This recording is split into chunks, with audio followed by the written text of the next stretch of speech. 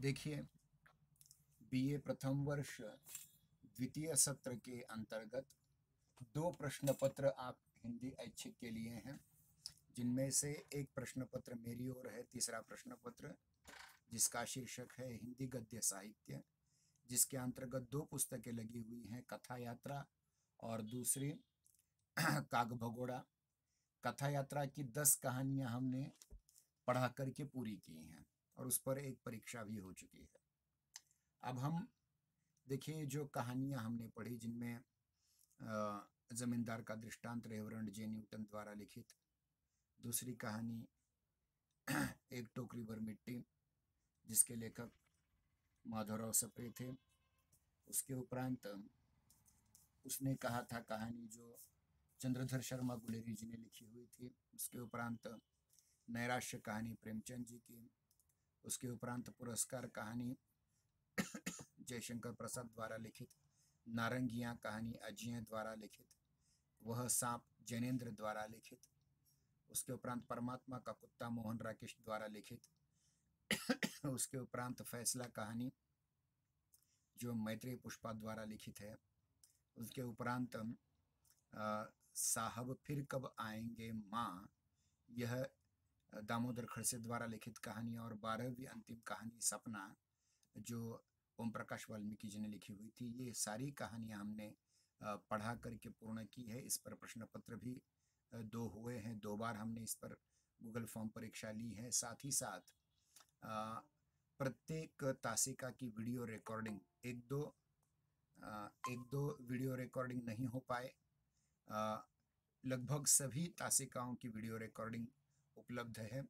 उसके आधार पर आप अपना अध्ययन कर सकते हैं और बहुत आसान होता है कि दृक्श्राव्य माध्यम से हम किसी भी चीज़ को हम अधिक ध्यान में रख सकते हैं। पढ़ना तो आवश्यक है, लेकिन पढ़ाई के साथ साथ दृक्श्राव्य माध्यमों का अगर उपयोग करेंगे आप, तो अधिक मात्रा में आपका लाभ हो सकता है परीक्षा की दृष्टि से। अब देखिए, जो दूसरी पुस्तक काग भगोड़ा की हमने बात की थी, काग भगोड़ा यह हरिशंकर परसाई द्वारा लिखित एक व्यंग्य संग्रह है जो वाणी प्रकाशन दिल्ली से प्रकाशित हो चुका है। अब देखिए कि अब तक जो हमने कहानियां पढ़ी उसमें से कुछ कहानियां आपको ट्रेजिक लगी होगी, दुखांत लगी होगी। जैसे पहली कहानी भी दुखांत थी, दूसरी कहानी दुखांत भी थी लेकिन उसमें जमींदार के हृदय में परिवर्तन दिखाया गया था। तीसरी कहानी भी दुखांत है, उसने कहा था। चौथी कहानी नैराश्य, यह भी दुखांत है जिसमें सुकेश नायिका निरुपमा मर जाती है। उसके उपरांत 5वीं कहानी पुरस्कार, ये भी दुखांत है जिसमें अरुण पकड़ा जाता है और अरुण को मृत्युदंड दिया जाता है और मधुलिका भी मृत्युदंड की मांग करती है। उसके उपरांत की जो कहानी थी नारंगियां कहानी, नारंगियां कहानी भी दुखांत ही कहानी है कि 2 भाई जो निर्वासित होकर के भारत में आए हुए हैं, उनके पेट भरने की कोई सुविधा नहीं है और एक प्रकार से वो दुखांत ही है। वह सांप जैनेन्द्र कुमार जैन की दार्शनिक कहानी है, ये भी दुखांत है जिसमें नाग जो है, सांप जो है, अपने दांत निकालने की ईश्वर से प्रार्थना करता है और उसी के अंतर्गत उसकी अंत में मृत्यु भी हो जाती है, वह स्वयं समाप्त हो जाता है। उसके उपरांत वह सांप के उपरांत परमात्मा का कुत्ता, यह कहानी थोड़ी सी दुख भरी पूरी कहानी है लेकिन उसका अंत जरा अच्छा होता है कि उसके मुख्य व्यक्ति की मांग सरकार मंजूर कर लेती है। इस प्रकार से थोड़ा सुखांत अवश्य है लेकिन उसमें भी दुख जरूर है। उसके उपरांत जो कहानी हमारे पास आती है वह है फैसला कहानी। इसमें भी दुखांत ही है। कोई भी स्त्री अपने पति के विरुद्ध जा करके उसे निर्वाचन में गिरा करके सुखी कुछ नहीं हो सकती, लेकिन फिर भी उसने अपना कर्तव्य पूरा किया हुआ है क्योंकि पति उसका बदमाश है। फैसला कहानी भी दुखांत रही एक प्रकार से। उसके उपरांत की कहानी है साहब फिर कब आएंगे माँ, यह भी दुखांत कहानी है लेकिन उसमें एक सुख की चाह है। और हम जानते हैं कि मनुष्य के जीवन में वो हजारों प्रकार के दुख सहने के लिए तैयार होता है एक सुख की चाह में। और अंत में जो जिस कहानी को हमने कल देखा था सपना कहानी, यह भी एक प्रकार से दुखांत कहानी ही है, क्योंकि इसमें ऋषि और गौतम जैसे नई पीढ़ी के लोगों को पुलिस उठा कर ले जाती है, उन्हें दंगा भड़काने के आरोप में सजा होती है जेल में। परंतु इन सभी कहानियों में अगर देखा जाए तो दुख मनुष्य के जीवन का एक बहुत बड़ा सत्य है। शायद बचपन में आपने एक दोस्ती नाम की फिल्म का गाना सुना होगा, सुख तो है कि छाँव ढलती आती है जाती है, दुख तो अपना साथी है। परंतु दुख कितना भी जीवन का सत्य हो, लेकिन हमें हमेशा हमारे होंठों पे मुस्कुराहट रखनी चाहिए, हंसना चाहिए। जीवन में आने वाले प्रत्येक बड़े से बड़े दुख को हंसते हंसते सहना चाहिए। इस प्रकार के भी एक रचना आपको बता सकती है, एक विधा बता सकती है, वो है व्यंग्य विधा। हंसते हंसते सामाजिक कुरीतियों पर प्रहार करना इस विधा का उद्देश्य है। हरिशंकर परसाई जी के बारे में मैं अधिक नहीं कहना चाहूँगा, क्योंकि उसमें हमारा समय ज़ाया हो जाएगा। मैं इतना कहना चाहता हूँ कि हिंदी में जो भी बड़े बड़े व्यंग्य लेखक हुए हैं, चाहे वो बरसाने लाल चतुर्वेदी हो, चाहे शरद जोशी जी हो, शरद जोशी वो किसान नेता नहीं, शरद जोशी में हिंदी के अलग से हैं, नरेंद्र कोहली जी हों, लेकिन इन सब में हरिशंकर परसाई जी का नाम बहुत महत्वपूर्ण है। और उनके 8 पाठ आपके पाठ्यक्रम में लगे हुए हैं, जिनमें से अनशनकारी की PDF मैंने डाल दी है, और बाकी सभी जो हैं, इंटरव्यू मुफतलाल का होना, डिप्टी कलेक्टर, एक तृप्त आदमी, एक दीक्षांत भाषण, राम सिंह की ट्रेनिंग, चमचे की दिल्ली यात्रा, विज्ञापन में बिकती नारी और सदाचार का ताबीज़, इसके वीडियो मैंने भेजे हुए हैं। और ये हमारे मित्रों ने बनाए हुए वीडियो हैं, तो वो अधिक से अधिक आप देखेंगे तो आपको पता चल जाएगा। हालांकि PDF के रूप में मैं सब कुछ भेज सकता था, लेकिन मैंने जानबूझकर केवल अनशनकारी ही PDF के रूप में भेजा है। बाकी सब वीडियो हैं, उसके माध्यम से आप अच्छी तरह से पढ़ सकते हैं। एक महत्वपूर्ण बात यहाँ, व्यंग्य होता क्या है, व्यंग्य विधा क्या है। व्यंग्य मैंने जैसे कि अभी कहा था कि हमारे समाज में बहुत सारे अंतर विरोध हैं, कॉन्ट्रास्ट हैं, कॉन्ट्राडिक्शंस हैं हमारे जीवन में। जो मनुष्य अभी दूसरे को सच बोलने का उपदेश करता है, वो 5 मिनट के बाद स्वयं झूठ बोलते हुए पकड़ा जाता है। जो व्यक्ति शाकाहार की प्रशंसा करता है, थोड़ी देर बाद वही मांसाहार करते हुए पकड़ा जाता है। एक व्यक्ति जो मद्यपान की निंदा करता है, दूसरे दिन वो खुद मद्यपान करता हुआ पकड़ा जाता है। कुछ बाबा हैं जो ब्रह्मचर्य का महत्व कहते हैं, लेकिन स्वयं भोग लिप्त रहते हैं।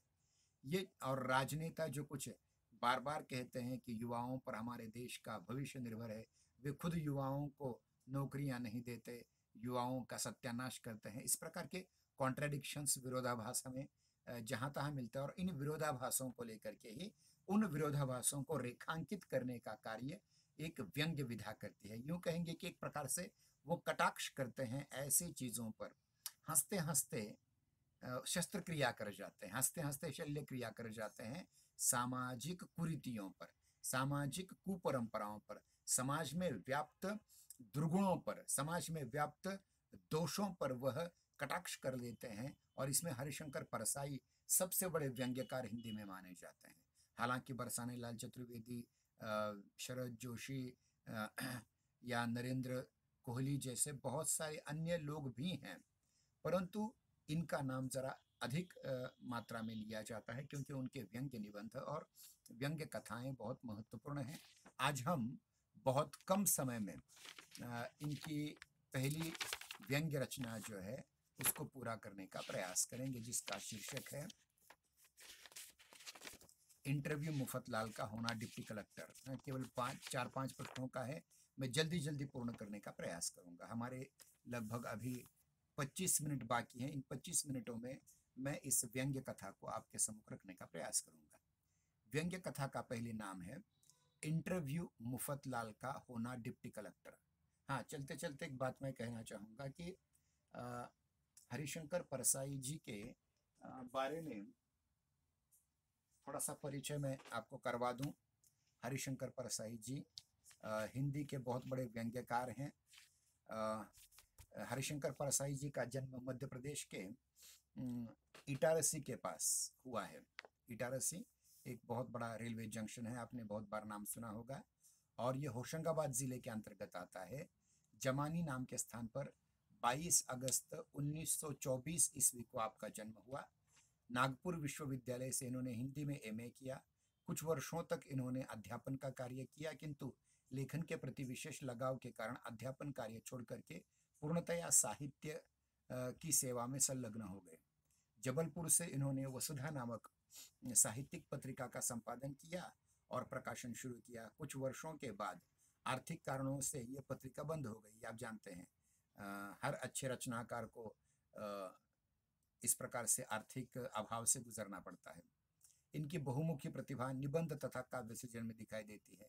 इनकी प्रमुख रचनाएं हैं निबंध या व्यंग्य रचनाएं तब बात और थी, भूत के पांव पीछे की ओर, बेईमानी की परत, पगडंडियों का जमाना, सदाचार का तावीज, काग भगोड़ा, शिकायत मुझे भी है, वगैरह वगैरह।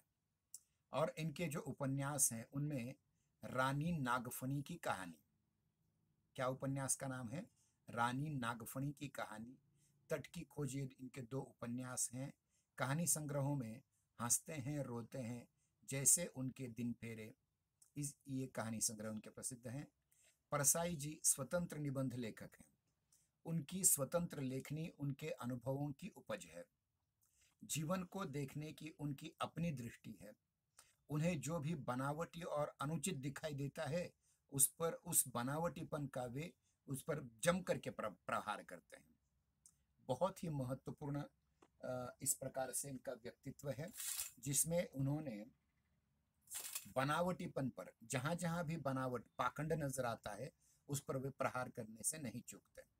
परसाई जी अपनी रचनाओं में व्यक्ति और समाज की दुर्बलताओं पर गहरी चोट करते हैं।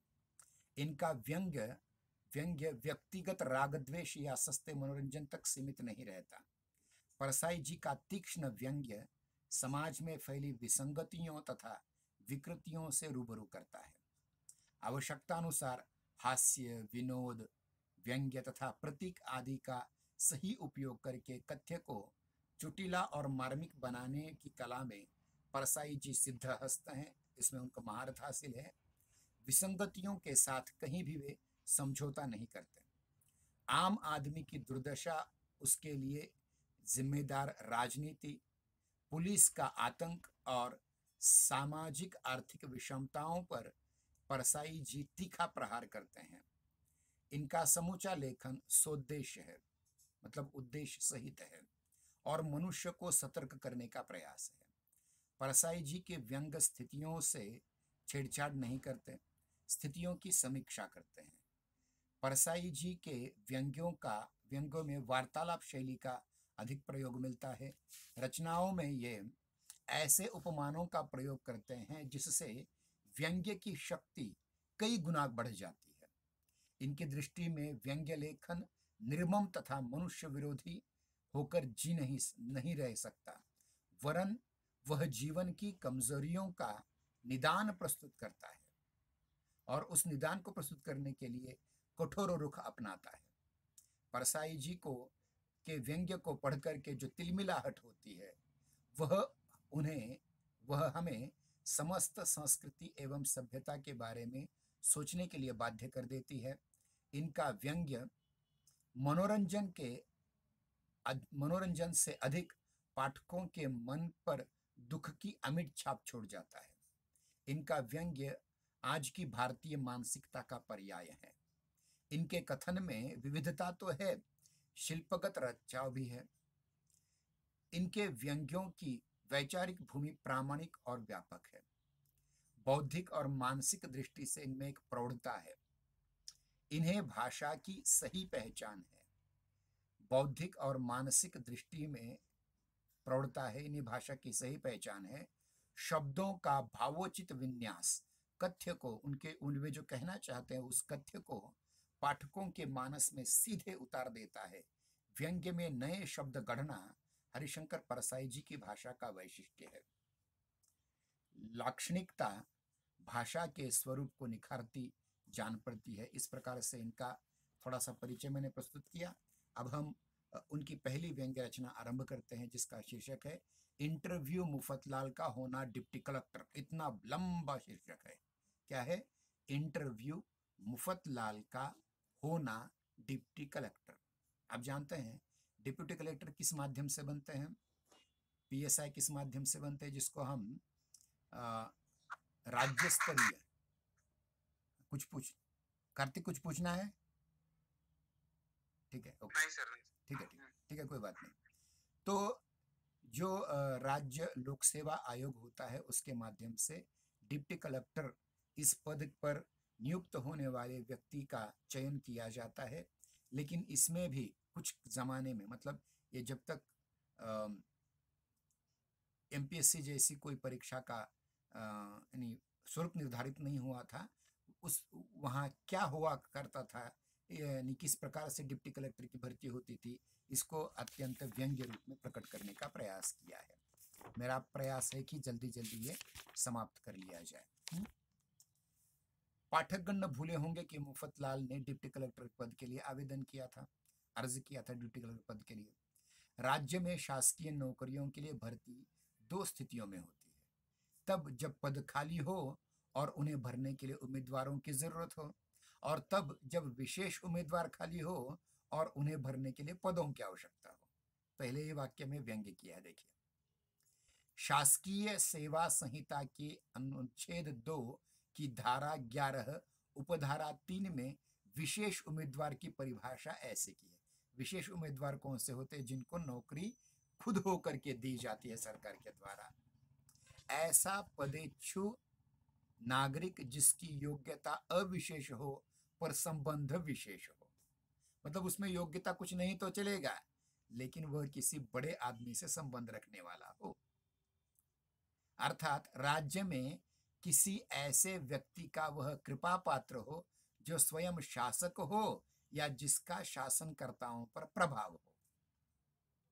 जब पदों को आदमियों की या आदमियों को पदों की आवश्यकता होती, तब सरकार आवश्यकता है शीर्षक, मतलब वांटेड शीर्षक के अंतर्गत आवेदन पत्र मंगाने के लिए विज्ञप्ति, मतलब विज्ञापन यानी जाहिरात प्रकाशित करती है। जिस अखबार में यह अखबार राज्य के अखबार केवल इस विज्ञप्ति के कारण खरीदे जाते हैं। जिस अखबार में यह शीर्षक नहीं दिखता उसे कोई खरीदता नहीं। बिक्री बढ़ाने के लिए कुछ अखबार धोखा भी करते हैं। एक अखबार ऊपर बड़े अक्षरों में छापता है आवश्यकता है वांटेड के रूप में, और जब लोग इस शीर्षक से आकर्षित होकर के अखबार खरीद लेते हैं, तब नीचे लिखा हुआ मिलता है किसकी आवश्यकता है? नदी को पर्वत की आवश्यकता है, वृक्ष को भूमि की आवश्यकता है, गाय को घास की आवश्यकता है, बच्चे को माँ की आवश्यकता है, नंगे को कपड़े की आवश्यकता है, अंधे को आँख की आवश्यकता है, कुत्ते को पट्टे की आवश्यकता है, बैल को सिंह की आवश्यकता है, मालिक को नौकर की आवश्यकता है, भगवान को भक्त की आवश्यकता है, गधे को चंदन की आवश्यकता है, बंदर को आभूषण की आवश्यकता है। आवश्यकता किसे नहीं है? अर्थात आवश्यकता सबको है। यह धांधली देख करके दूसरे अखबार में चेतावनी छपी, नक्कालों से सावधान, हमारे पत्र की बिक्री देखकर कुछ पत्र आवश्यकता है शीर्षक दे करके निरर्थक बातें छाप करके भोली भाली जनता को धोखा देते हैं। कार्तिक चला गया, पता नहीं क्यों ऐसा करते हैं छात्र। इन विज्ञप्तियों में नौकरी के लिए आवेदन करने को सूचना नहीं रहती। हम जनता को चेतावनी देते हैं कि असली विज्ञप्ति देखकर और पूरा मजमून पढ़कर के ही अखबार खरीदें, नक्कालों से सावधान रहें। एक एक पद के लिए कई कई हजार आवेदन पत्र आते हैं, आज भी वही चल रहा है। ये बेकारी की चरम सीमा पर है हमारा देश है। इन्हें छांटने के लिए 2-4 साल लग जाते हैं। मतलब एक पद है और उस पद के लिए समझे 1000 लोग आ गए, कई हजार, तो उस पद को भरने के लिए उनमें से सही उम्मीदवार का चयन करने के लिए 2-4 साल तो लग ही जाते हैं। इसके बाद उम्मीदवारों की परीक्षा और इंटरव्यू होती है।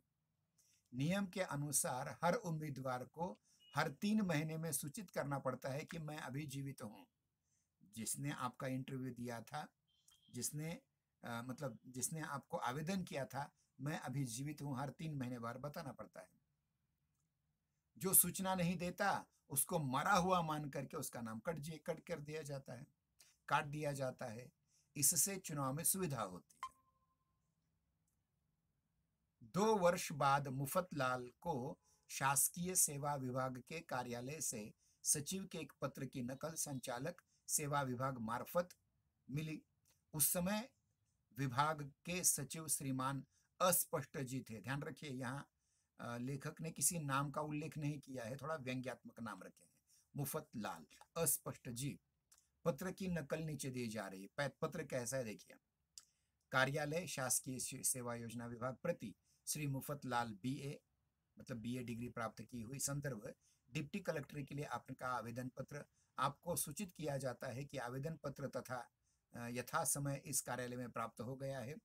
शासकीय सेवा अधिनियम की धारा 17 के अनुसार आप 1 माह के भीतर इस कार्यालय को प्रमाण पत्र सहित सूचित करें कि आप किसके आदमी हैं तथा किस श्रेणी के हैं। सही, स्पष्ट सचिव। मुफतलाल ने 1 सप्ताह के भीतर ही कार्यालय को सूचित कर दिया। उस पत्र की नकल यहाँ दी जा रही। सेवा में श्रीमान अस्पष्ट साहब, सचिव शासकीय सेवा विभाग। महाशय, मुझे सूचित करने में गर्व होता है कि मैं कुंवर अस्तभान का आदमी हूँ। कुंवर अस्तभान का आदमी हूँ। मैं उनके परिवार के सदस्य जैसा हूँ। अपने संबंध में प्रमाण हेतु मैं उन एक ग्रुप फोटो की नकल भेज रहा हूँ जिसमें मैं उनके साथ खड़ा हूँ। आपका विनम्र मुफतलाल। स्पष्ट है कि हर उम्मीदवार किसी बड़े का आदमी होने की कोशिश करता रहता है। इन बड़ों की भी 3 श्रेणियां होती हैं। राज परिवार के सदस्य पहली श्रेणी के, दूसरे श्रेणी मंत्री और उपमंत्री क श्रेणी में आते हैं। विधानमंडल के सदस्य जिनको हम आमदार कहते हैं, वे ग श्रेणी के विभागीय सचिव और विधानमंडल के सदस्य ख श्रेणी में आते हैं और इन्हें प्रभावित करने वाले ग श्रेणी में आते हैं। यह श्रेणी विभाजन पद के अनुसार ही सही, प्रभाव के अनुसार भी होता है। मुख्य अमात्य का निजी डॉक्टर ससम्मान अ श्रेणी में रखा गया है। उसके प्रभाव का कारण स्पष्ट है। कार्यालय में जो सूचनाएं आ जाने पर बड़े आदमी की श्रेणी के अनुसार उम्मीदवारों का वर्गीकरण हो जाता है। इसके बाद एक फॉर्म की उपादेयता स्पष्ट करने के लिए मुफतलाल से संबंधित जानकारी अगले पृष्ठ पर दी जाती है। क्या जानकारी दी जाती है? उम्मीदवारों के इंटरव्यू और चुनाव के लिए 5 अफसरों का एक आयोग बैठता है। आयोग के सदस्यों के पास फॉर्म ख पहले से ही भेज दिया जाता है और वे 2 प्रकार के प्रश्न तैयार कर लेते हैं। जिसे लेना है उसके लिए एक प्रकार के प्रश्न और जिसे नहीं लेना है उसके लिए दूसरे प्रकार के प्रश्न। इंटरव्यू का दिन सुनिश्चित हो गया। मुफतलाल को कार्यालय की सूचना मिल गई। एक विशाल इमारत के एक सजे कमरे में आयोग बैठा है, मतलब इंटरव्यू लेने वाले लोग। बाहर बरामदे में सैकड़ों उम्मीदवार ठहरे हुए हैं। कुछ खड़े हैं, कुछ टहल रहे हैं, कुछ थक करके बैठ गए हैं।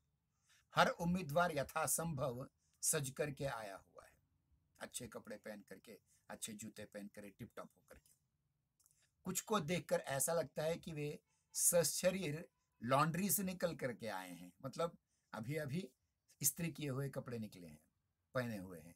कुछ ऐसे भड़कीले कपड़े पहने हैं मानो नाटक कंपनी में काम करने के लिए आए हों। कुछ बिल्कुल नया सूट पहने हैं, कुछ पुराना पर धुला हुआ सूट पहने हुए हैं और मांगे के कपड़े तो अलग ही दिख रहे हैं। दूसरों से मांग करके लाए हुए कपड़े वो भी दिख रहे हैं अलग से। कुछ पैंट पहनकर भी धोती की चाल चल रहे हैं। पहली बार पैंट पहनी है लेकिन धोती पहन कर चल रहे हैं, ऐसा दिख रहे हैं। कुछ ने पैंट के भीतर से धोती पहनी हुई है, उसका आभास होता है। उम्मीदवारों के हाथों में डिग्रियां और सिफारिशी पत्रों के पुलिंदे हैं। कुछ उम्मीदवार फ्रेम में गढ़ी डिग्री ही दीवार से निकाल करके लाए हैं। देखिए, पुराने जमाने में एक चित्र था कि दीवार पर ऐसे डिग्री जो होती है, पदवी, वो फ्रेम में कांच में लगा करके वो साथ में लेकर के आए हैं। पसीना बह रहा है कुछ लोगों का। उम्मीदवार बरामदे के एक छोर पर जाकर के रुमाल निचोड़ाता है और फिर पसीना पोंछने लगता है। मुफतलाल बिल्कुल आश्वस्त था, क्योंकि उसको पता है कि वो कुंवर अस्तभान का आदमी है और उसका चयन पक्का है। उसके सामने एक बड़ा तेज और रौबदार युवक खड़ा है। वो बहुत सुंदर, सुसंस्कृत और प्रतिभावान लगता है। मुफतलाल ने पूछा, आपकी क्या क्वालिफिकेशंस हैं, मतलब आपकी योग्यताएं क्या हैं, क्या क्या योग्यता आपने प्राप्त की है। उसने कह दिया, MA first class, LLB first class. बाप रे! और ये तो BA है केवल। मुफतलाल जरा भी प्रभावित नहीं हुआ। उसने काम की बात पूछी, आप किसके आदमी हैं? इस प्रश्न से युवक चौंका। उसके चेहरे पर रोष का भाव आया।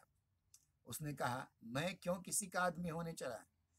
वह तो पशुओं में होता है ना, फलां का बैल, फलां अमुक का कुत्ता, तमुक का जानवर। मैं क्या जानवर हूँ, किसी के मालिक का पट्टा गले में पहन लूं, डाले फिरूं? मुफतलाल पर इन तीखी बातों का कोई असर नहीं पड़ा। मैं उसे उस अभागे युवक पर दया आई। उस युवक ने पूछा, और आप किसके आदमी हैं? मुफतलाल ने गर्व से उत्तर दिया, मैं कुंवर अस्तभान का आदमी हूँ। और आपकी योग्यता?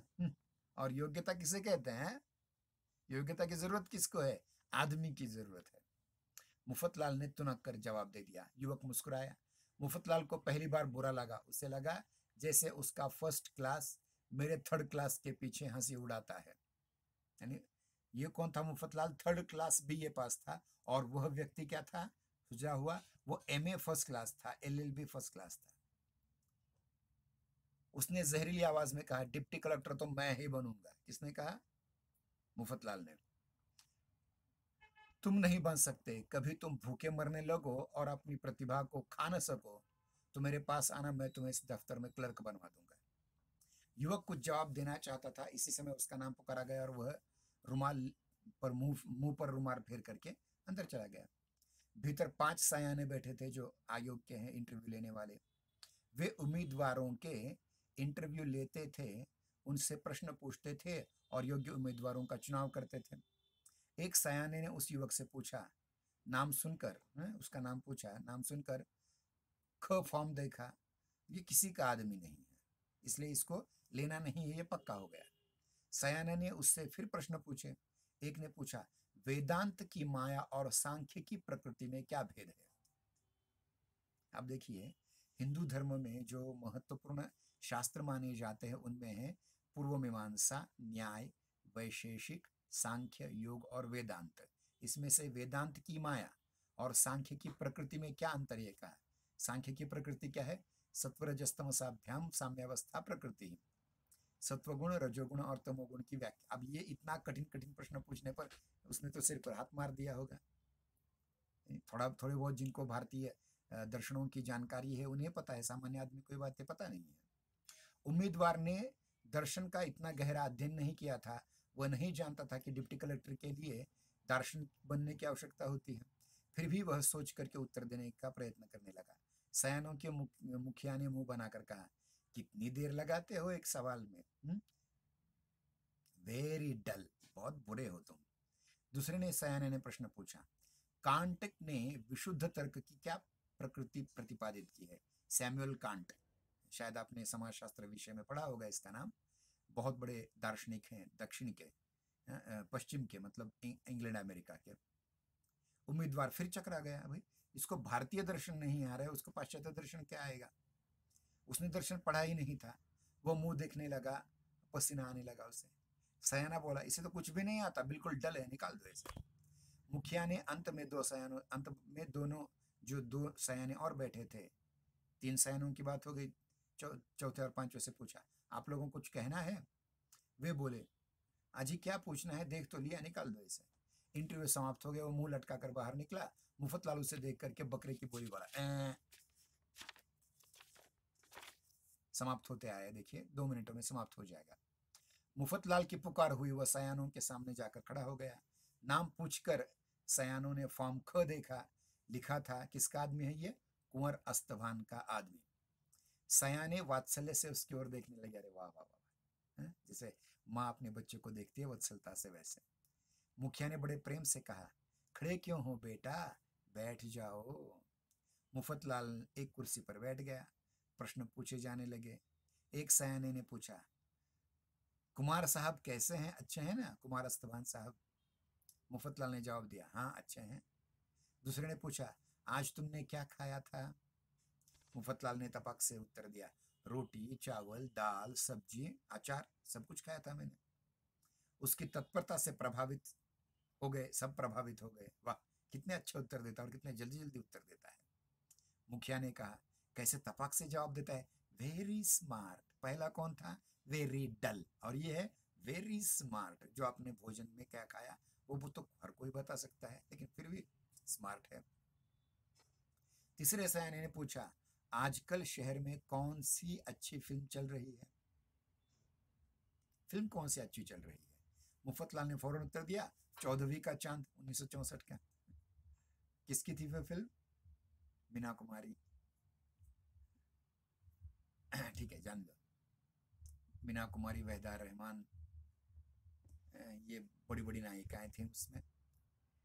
14वीं का चांद, जिसमें वहीदा रहमान, गुरुदत्त, जॉनी वॉकर, हेलन वगैरह काम कर रहे हैं। वाह, कितना अच्छा उत्तर दे दिया। फिल्मों के बारे में कौन नहीं जानता है? चल दिया।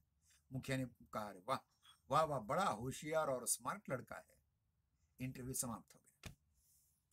सयानों के मुखिया ने कहा, बेटा तुम्हारी योग्यता से हम सब प्रभावित हुए, तुम्हें डिप्टी कलेक्टरी के लिए चुन लिया जाता है। नियुक्ति का आदेश तक इंतजार करो।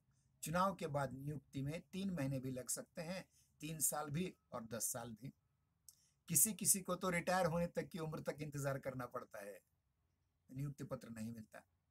पर तुम कुंवर साहब के आदमी हो, इसलिए तुम्हारी नियुक्ति जल्द ही की हो जाएगी। जाओ, तुम्हारा भविष्य उज्जवल है। मुफतलाल ने सयानों को प्रणाम किया और बाहर चला आया। तो यह है व्यंग्य। इस व्यंग्य में आमतौर पर नौकरियां कैसे मिलती हैं, अपनी योग्यता अलग होती है और नौकरी के लिए क्या आवश्यक चीजें हैं, ये यहाँ बता दिया गया है। और ये समाज का बहुत बड़ा सत्य है। मित्रों, इस बात को आप गांठ बांध लो। आपकी प्रतिभा चाहे कितने भी निखरी हुई हो, लेकिन जब तक आप किसी राजनेता के दल्ले नहीं बन जाते, तब तक आपको नौकरी नहीं मिलेगी। इस प्रकार का एक सच, लेकिन एक लाग लपेट कर ये आपके सामने प्रस्तुत किया है। हालांकि ये झूठ है, क्योंकि अगर आपकी योग्यता है, अगर आप में वो पात्रता है, अगर आप में वो लगन है, अगर वो जुनून है, तो आप बड़े से बड़े पद पर आसानी से पहुंच जा सकते हैं। लेकिन आमतौर पर ये होता है, जो लोग अध्ययन नहीं करते उनके लिए ये इस प्रकार की बात कही गई है। अब देखिए, हमारा समय तो इस समय समाप्त हुआ है। आपकी कोई अन्य तासिका है क्या कार्तिक? हेलो आदिल, बोलिए, आपने आपको अनम्यूट करके बताइए। कोई तासिका है क्या आपके अभी? है शायद। है क्या? ठीक है, तो फिर आज यहाँ रुक जाते हैं। कल की तासिका में हम इसे और लें, क्योंकि 9 तारीख को आपकी परीक्षाएं आरंभ हो रही हैं। अभी देखिए, आज 3 तारीख है। तो आज 1 हुआ, 4, 5, 6, 7 और 8, हमें लगभग 5 दिन मिलते हैं। इन 5 दिनों में उर्वरित जो 7 व्यंग्य हैं उनको पूरा करने का प्रयास करेंगे। हालांकि आज हमने लेखक का परिचय ये भी ले लिया, हमारे पाठ्यक्रम के बारे में भी थोड़ी बहुत चर्चा की, और पहली व्यंग्य रचना भी पूरी हुई। और हम आगे आने वाली तासिका में 2-2 व्यंग्य रचनाएं ले सकते हैं। लंबी लंबी नहीं हैं, छोटी छोटी हैं। कल हम तृप्त आदमी और अनशनकारी लेंगे। उसके उपरांत एक दीक्षांत भाषण और राम सिंह की ट्रेनिंग। उसके उपरांत चमचे की दिल्ली यात्रा और विज्ञापन में बिकती नारी। और रविवार के दिन 8 तारीख, इस बार रविवार को मैंने आपको लिंक डाली थी, लेकिन कोई ज्वाइन नहीं हुआ। रविवार के दिन हम क्या करेंगे, सदाचार का तावीज़, ये पूर्ण करेंगे। मतलब लगभग आप देखिए, एक तृप्त आदमी, अनशनकारी, एक दीक्षांत भाषण, राम सिंह की ट्रेनिंग, चमचे की दिल्ली यात्रा, विज्ञापन में बिकती नारी और सदाचार का तावीज़, ये रह गए हैं। हर हर रोज हम 2-2 ले। आज भी लगभग हम 2 हो गए। लेखक का परिचय और पहला पाठ, ये 2 हो गए लगभग। कल की तासिका में एक तृप्त आदमी और अनशनकारी, इन दोनों को पूरा करते हैं। छोटे छोटे हैं, लेकिन बहुत मजेदार बातें हैं। हंस हंस करके आप दोहरे हो जाएंगे, क्योंकि व्यंग्यकार का सही मतलब ये होता है कि वह हंसी के माध्यम से व्यंग्य के माध्यम से, मनोविनोद के माध्यम से समाज की कुरीति पर प्रहार करे, और इंटरव्यू लेने की ये जो गलत परंपरा है, उस पर प्रहार किस प्रकार उन्होंने किया है, ये मुफतलाल का होना डिप्टी कलेक्टर, ये आपकी इस पहली व्यंग्य रचना से सफल हो चुका है। कल अगर समय पर आ गए, फोन करने की अगर जरूरत नहीं पड़ी, तो समय पर आ गए तो समय पर हमारे काम होते जाएंगे। तब तक के लिए धन्यवाद। जय हिंद, जय नागरिक।